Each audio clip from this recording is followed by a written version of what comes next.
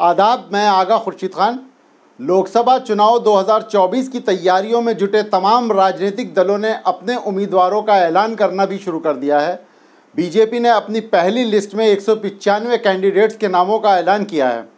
कांग्रेस ने भी 39 प्रत्याशियों के नाम के साथ अपनी पहली लिस्ट निकाल दी है। भाजपा ने उत्तर प्रदेश की 51 सीटों पर उम्मीदवारों का ऐलान कर दिया है। आज हमारे चुनावी सफ़र में उत्तर प्रदेश की 80 सीटों में से एक हॉट मानी जाने वाली बदायूं लोकसभा की चर्चा करेंगे। बदायूं सपा का गढ़ माना जाता है।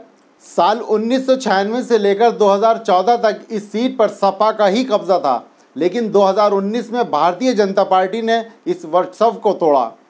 बदायूं लोकसभा सीट के लिए अब तक 17 बार चुनाव हुआ है, जिनमें से सबसे ज़्यादा 6 बार समाजवादी पार्टी विजयी रही, 5 बार कांग्रेस जीती तो 2 बार भाजपा ने इस सीट पर जीत हासिल की। बसपा का यहाँ खाता भी नहीं खुल सका है। फिलहाल इस सीट से भाजपा की संघमित्रा मौर्य सांसद हैं। इस सीट से दिग्गज नेता सलीम इकबाल शेरवानी 4 बार चुनाव जीते थे। साल 2019 के चुनाव में धर्मेंद्र यादव के सामने बीजेपी स्वामी प्रसाद मौर्य की बेटी संघमित्रा मौर्य को मैदान में उतारती है। संघमित्रा मौर्य करीबी वोटों से धर्मेंद्र यादव को चुनाव में हरा देती हैं, जो एक चौंकाने वाला नतीजा हर किसी के सामने देखने को मिला था। समाजवादी पार्टी ने एक बार फिर से बदायूं सीट को अपने कब्जे में लेने के लिए धर्मेंद्र यादव की जगह अखिलेश यादव के चचा शिवपाल यादव को मैदान में उतारा है। समाजवादी पार्टी ने शिवपाल यादव को चुनाव में उतारकर कहीं न कहीं बरेली और मुरादाबाद दोनों मंडल को साधने की कोशिश कर रही है। शिवपाल को चुनावी अखाड़े में उतारकर पार्टी की रणनीति यादव और मुस्लिम समाज को एक साथ रखकर गैर यादव पिछड़े वोट बैंक में सेंध लगाने की कोशिश है, क्योंकि माना जाता है कि शिवपाल यादव की सियासी पकड़ यादवों के साथ ही गैर यादव पिछड़े वोटरों में भी है। हालांकि यह कोशिश कितनी कारगर साबित होगी ये तो वक्त बताएगा। फिलहाल अपनी अपनी जीत के लिए हर दल रणनीति बनाने में जुटा है। 2019 के चुनाव में बीजेपी ने सोशल इंजीनियरिंग करते हुए गैर यादव ओबीसी उम्मीदवार उतारा था।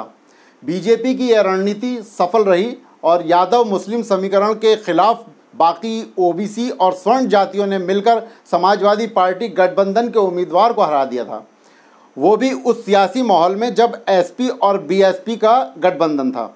इस बार समाजवादी पार्टी और बीएसपी अलग अलग हैं। वहीं दूसरी तरफ माना जा रहा है कि बदायूं से संघमित्रा मौर्य का टिकट कट सकता है।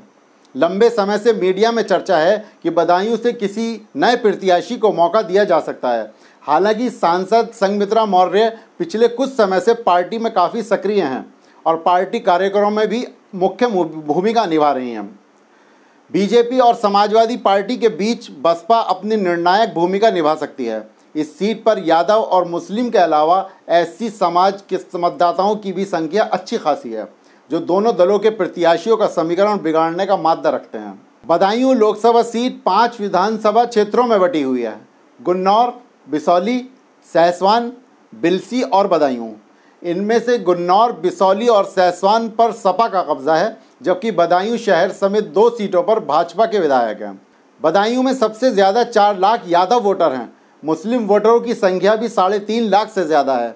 यहाँ गैर यादव ओबीसी वोटर करीब 2.5 लाख हैं। वैश्य और ब्राह्मण वोटरों की संख्या भी करीब यहाँ 2.5 लाख है। इसके अलावा दलित वोटरों की संख्या 1.25 लाख के आसपास है। यादव और मुस्लिम समाजवादी पार्टी के पारंपरिक वोटर माने जाते हैं। इस इलाके में शिवपाल यादव की अच्छी पकड़ है। ऐसे में बीजेपी उम्मीदवार के लिए यहाँ जीत हासिल करना आसान नहीं होगा। अब देखना दिलचस्प होगा कि शिवपाल यादव के सामने भारतीय जनता पार्टी किसको मैदान में उतारती है। यह भी महत्वपूर्ण होगा कि बसपा किस तरह के रणनीति के साथ मैदान में उतरती है।